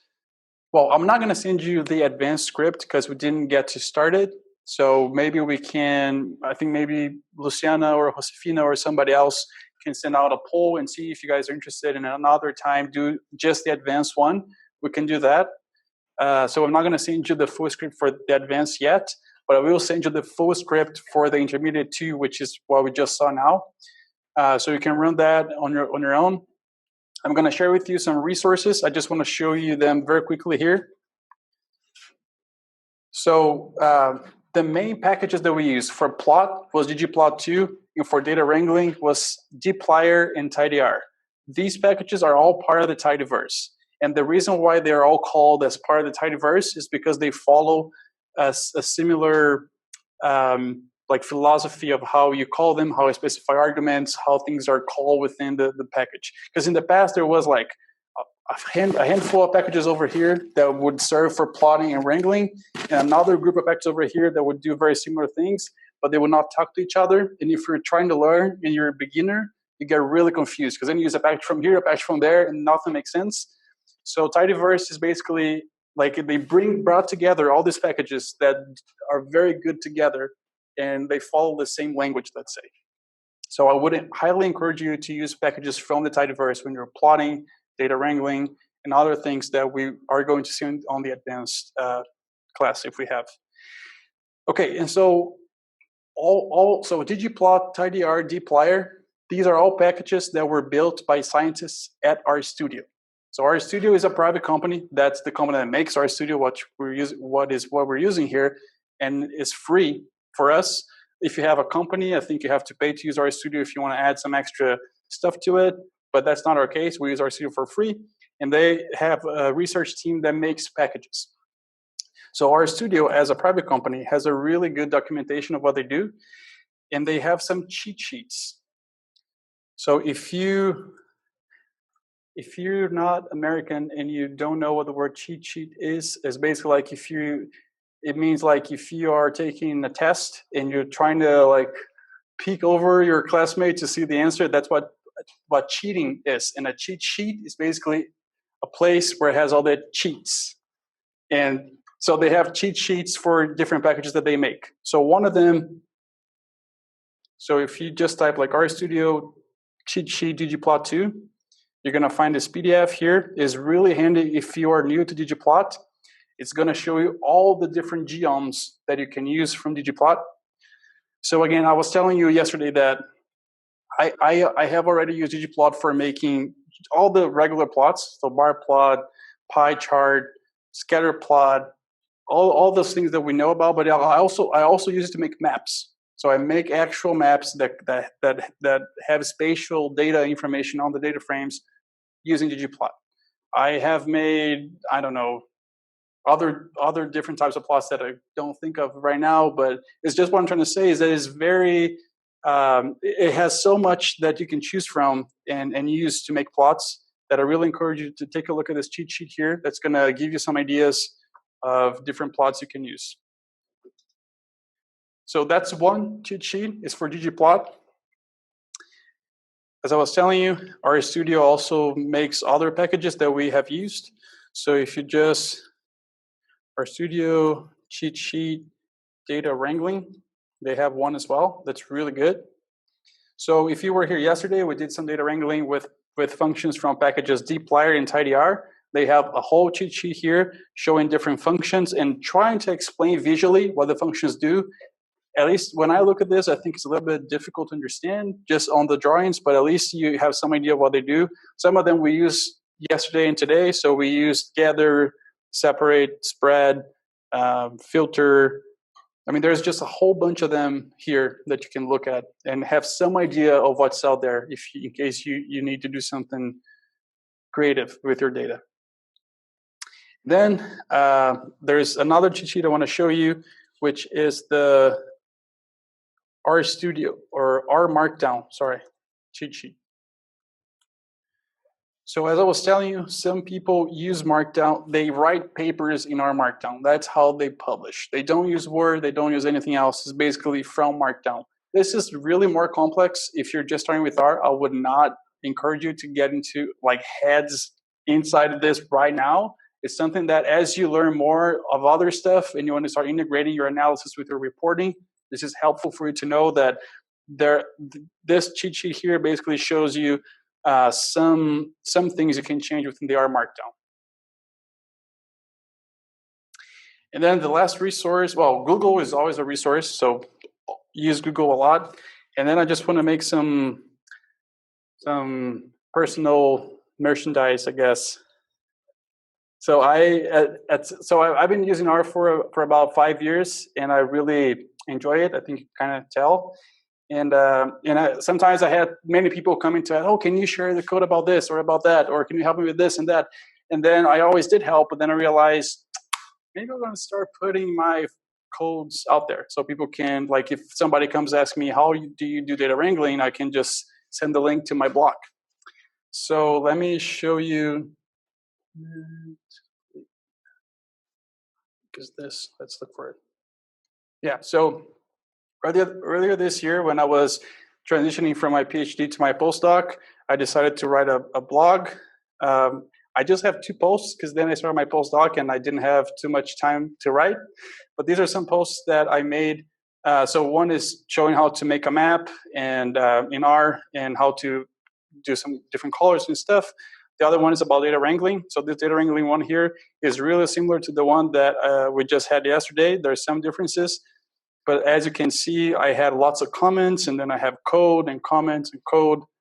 And just to maybe hopefully get you excited, this blog here I made entirely in RStudio. Like I never left RStudio to make this blog, everything, and it looks this nice. So another thing, if you're using SAS, I don't think you can make blogs in SAS. So R is just really, really handy, and it has so much stuff. And so I'm going to send you an email then, just recapping with the intermediate 2 script that we saw today. I'm going to send you the links or the PDFs for the cheat sheets that I just showed you. I'm going to send you the link to my blog in case you want to check one of my 2 posts. And if you have, if you want to ask me to maybe have a post, you can try it. Maybe I can do that. Then it would be an incentive for me to do something that I know is going to be used by at least one person. And okay, so I think that was it. Oh, also something I really, really want to ask you guys. So I've given versions of this workshop, like R intro and Digiplot, data wrangling, all that. I think about 4 or 5 times at this point. And every time I do that, I always send a survey afterwards because I want to know what you guys, like if you thought was useful, if you think you learned something, how you think I could improve next time. So we're going to send you a survey, and really, really please answer that survey so I know how to make this better next time. I know that you're definitely going to say that it was too much in very little time. You can say that in the survey. I just know that because it is definitely a lot. But I guess the intention is more to get you wet with that.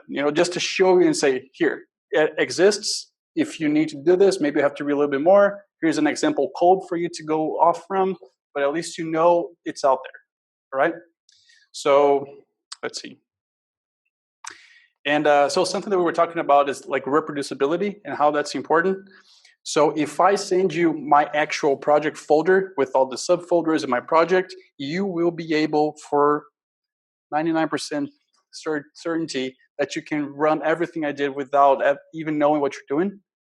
Maybe there's some differences between Mac and PC that I'm not aware of that would cause some issues, but otherwise you should. I'm going to give you the data set. I'm going to give you the scripts in the project and all the folders. You should be able to reproduce everything from zero. And this is what we mean by reproducibility. Now just think about it.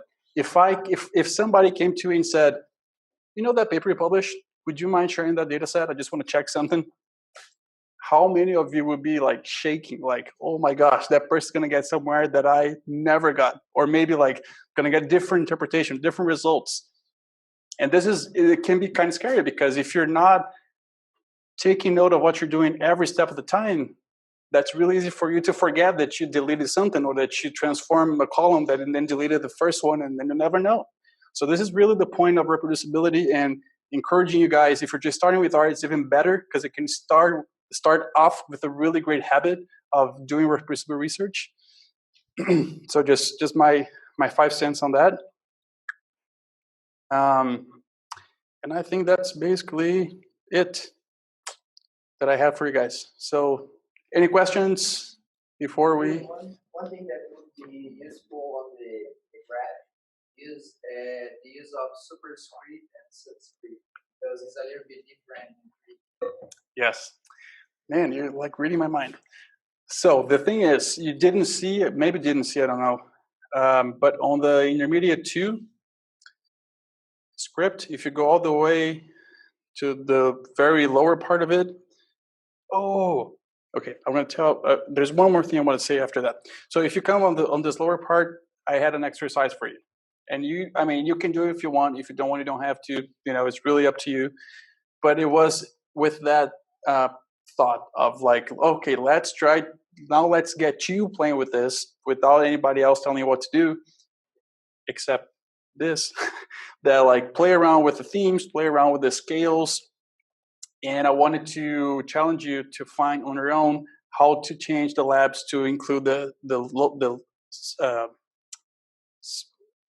what's it? Lower script? No, subscript and superscript, because and so if you check here, we will need to have a lower script for 2, and then you could put like Hector and then -1 superscript. So I wanted to suggest that challenge if you want to take it. And then one more thing I forgot is, so we talked about why to not use R scripts and instead use R Markdown or Notebook, which you can kind of think of are the same thing for now. But I just want to ask you, so if you've been following along with me and you have all this output printed like on your chunks, I want you to hit preview. It's going to create an HTML file. And I just wanted to show you why I think it's so cool to use this type of file. So, I mean, right now it's just showing a whole bunch of warnings there. But so here is a chunk that created a table. Then you have some plots. They don't look really great at this point, but you can always customize them and make them look better on this HTML file. So, you know, we have everything. So everything that was printed below a chunk is going to show up on the preview of the notebook. So you can kind of see all that here. So just wanted to show you, like, now that we actually have an actual notebook that has some plots to look at, I wanted to show you how you can like see that. So again, if you come on the preview up here, you click on that, it's going to automatically create this report for you from everything. Oh, something else that's nice here is if you come on the top, it has this code option here. If you click on that, you can choose if you want to show or hide code. Let's say if I want to hide, I mean, it's still showing the output. So this is just warnings, but it's not going to show the actual code. You see, like here, there was a code chunk that was showing before. Now it's not anymore. So if you really think about your scripts when you're writing them, you can make them very eligible, even for somebody that has zero knowledge in R. Because you can just send them this HTML, again, opens on a browser. They don't have to have R for this, to open this. You can just send them. They're going to be able to see your tables, your plots. If you want to show code, they can see your code, and any comments that you add, like I did here. And if you see here, just want to show this quickly. So on my notebook, I use LaTeX terminology, nomenclature, symbology. I don't know how to call that. This is LaTeX basically. That's what you use outside chunks. Like if you want to express something like a mathematical formula or something like that, and you want to use that, this is how you tell LaTeX. And then when it parses into your preview HTML file, then it comes off like this. And just a hint, if you're going to try to use the superscript and subscript on the ggplot, it's not going to be like this, so you cannot just copy and paste. But it's kind of the idea to do something like that. Okay, I think this is what I had for you guys. If you any more questions, any more comments? All right, well, thanks for attending again. Hopefully you learned something from today and yesterday. If you have any thoughts, email me. My office is in Throckmorton. You can come see me anytime. And thanks for attending.